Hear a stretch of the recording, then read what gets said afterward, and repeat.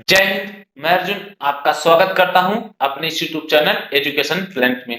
जैसा कि आप थंबनेल पर देखे हैं और पहले स्लाइड पर भी देख रहे हैं, आज क्लास में हम एक और ये दूसरा यही दो सवाल डिस्कस करेंगे। यदि इन सवाल का उत्तर आपको पता है तो आप वीडियो को स्किप कर सकते हैं, और यदि आपको कुछ नया सीखना है तो वीडियो के अंत तक बने रहिए। तो चलिए देखिए पहला प्रश्न क्या है।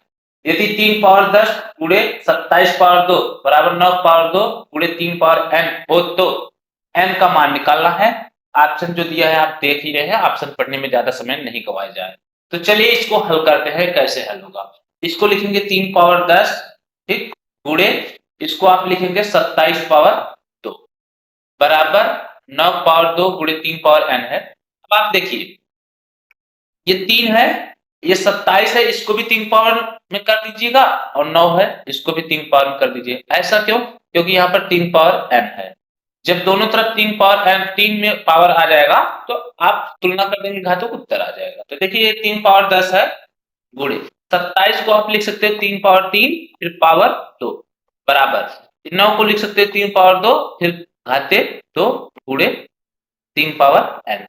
अब देखिए ये हो जाए पावर में पावर का गुणा हो जाता है, तो 3 पावर 10 गुणे यहाँ पर 3 दूनी 6 यानी 3 पावर 6 बराबर ये 2 दूना 4, तो 3 पावर 4 गुणे 3 पावर n।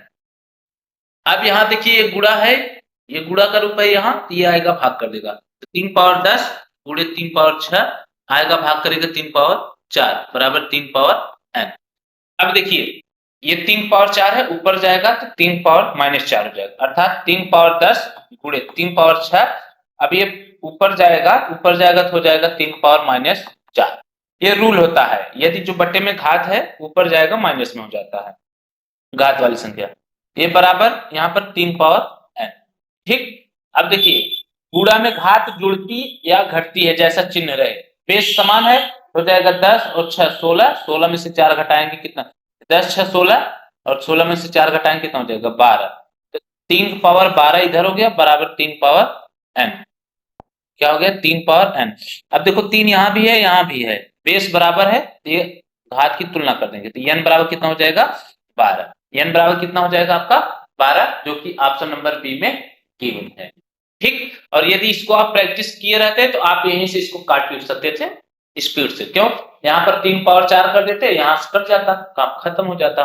तो चलिए दूसरे प्रश्न पर चलते हैं, इसको हम इरेज करते हैं, स्क्रीनशॉट लेना है तो ले लीजिए।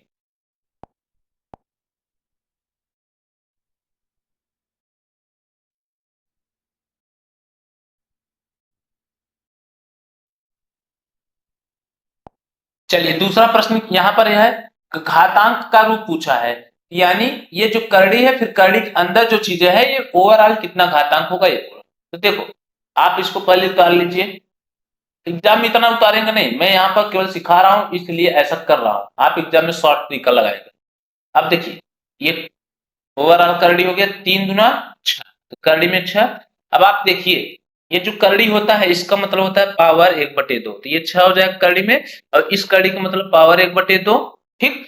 अब इस करड़ी का भी मतलब क्या हो जाएगा पावर 1/2, तो यानी 6 पावर 1/2, ठीक। इसको ऐसे नहीं इस तरीके से लिखते हैं, 6 का पावर 1/2 फिर पावर ये वाला, तो 1/2, तो पावर में पावर का गुणा हो जाएगा, 6 का पावर 1/2 गुणे 1/2 हो जाएगा 6 का पावर 1/4। तो देखिए कितने लोग इसको कंफ्यूज हो गए होंगे कि कितना कठिन सवाल है। कुछ नहीं भाई, देखो तो 6 का पावर 1/4 जो कि ऑप्शन नंबर डी में गिवन है। आप प्रैक्टिस कीजिए, बहुत इजी इजी प्रश्न है, घबराइएगा नहीं। और देखिए ये 2016 में पूछा गया था, 2015 में, ऐसे ही में लेटेस्ट जो एसएससी का पूछा गया सवाल है, मतलब किसी न किसी एग्जाम में जो सवाल पूछे गए हैं और जिसपे कॉन्सेप्ट भी है, मैं उसको सवाल ऐसे लाता रहूंगा।